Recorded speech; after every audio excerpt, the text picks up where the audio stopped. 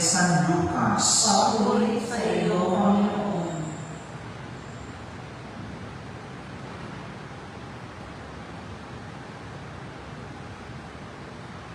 Nang nalalapit na ang panahong iaakyat si Jesus sa langit, ipinasya niyang pumunta sa Jerusalem. Sinugo niya ang ilan upang mauna sa kanya. Pumayag sila at pumasok sa isang nayon sa Samaria upang ipaghanda siya ng matutuluyan. Ngunit ayaw siyang tanggapin ng mga Samaritano sapagkat siya ay patungo sa Jerusalem. Nang makita ito, nina Santiago at Juan ay kanilang sinabi, Panginoon, payag ba kayong magpababa kami ng apoy mula sa langit upang pugnawin sila? Ngunit bumaling siya at pinagsabihan sila, hindi ninyo alam kung anong uri ng Espiritu ang sumasa inyo. Sabi niya, sapagkat naparito ang anak ng tao, hindi upang ipahamak ang mga tao, kundi upang iligtas sila. At nagtungo sila sa ibang nayon.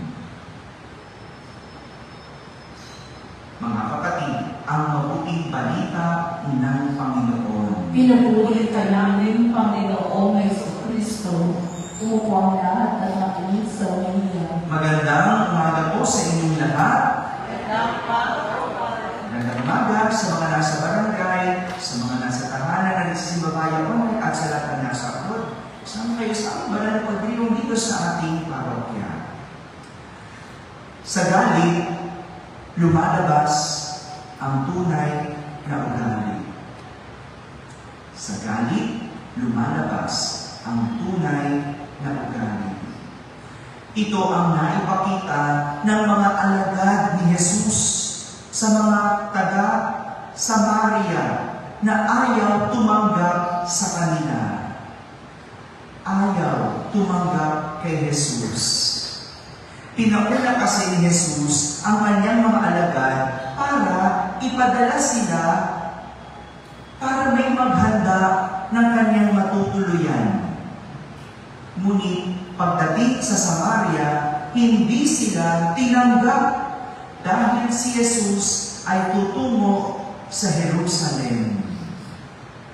Alam niyo po, noong panahon iyon, may hidwaan ayon sa kasaysayan ang mga ninuno ng mga Hudyo at Samaritano.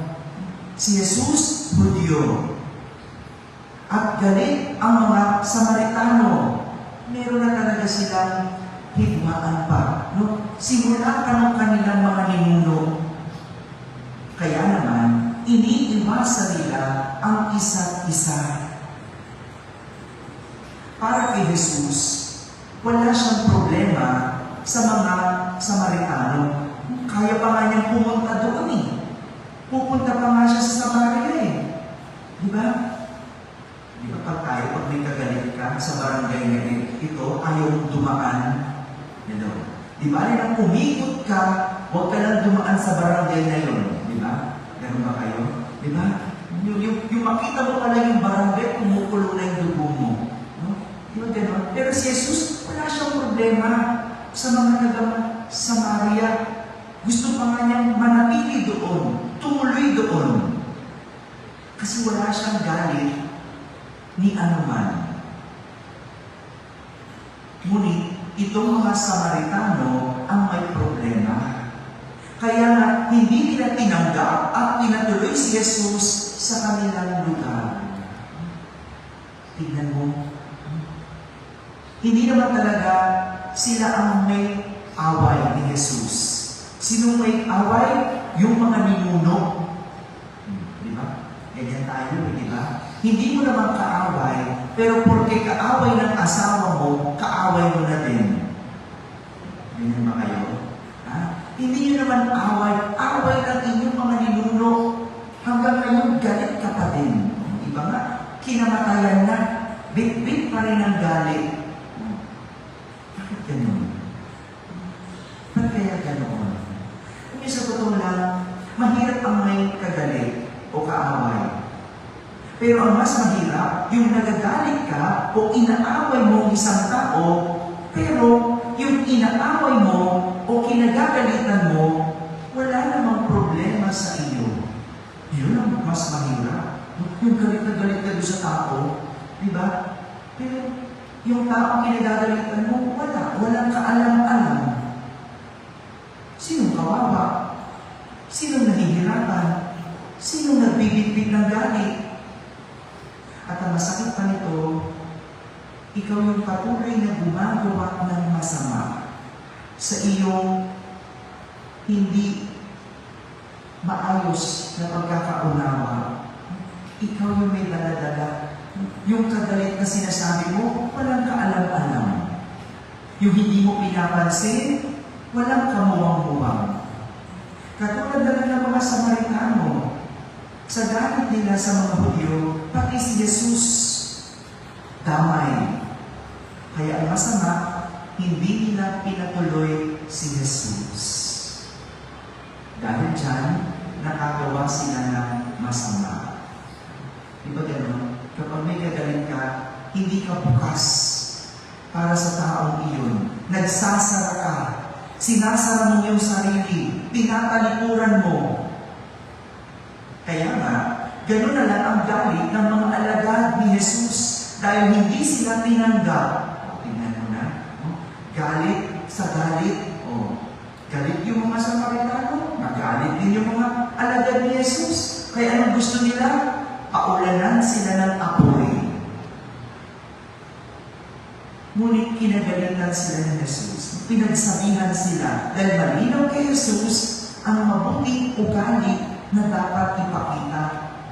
Kaya nga, ang kanyang nasabi sa mga alagad, hindi ninyo alam kung anong uri ng Espiritu ang sumasa inyo. Dagdag pa ni Jesus, naparito ang anak ng tao, hindi upang ipahamak ang mga tao, kundi upang iligtas sila. Ganyan ang nais ni Jesus. Hindi magpahamak ang tao. Yung galit, pwedeng magalit. Pwede, emosyon yan eh. Parang masaya. Pwede kang maging masaya. Parang takot. Pwedeng matakot. Pero ang tanong, anong ginagawa mo kapag ikaw ay galit? Anong ginagawa mo kapag ikaw ay natatakot? Anong ginagawa mo kapag ikaw ay masaya? Diyan nagkakatalo at lumalabas ang ugali kapag lumalabas ang emosyon. Anong ginagawa kung ikaw ay galit? Mga kapatid, kung malinaw ang kasinuhan, malinaw din ang maipapakitang kaugalitan. Dahil hindi dahilan ang iyong galit para magpakita ng ugaling pangit.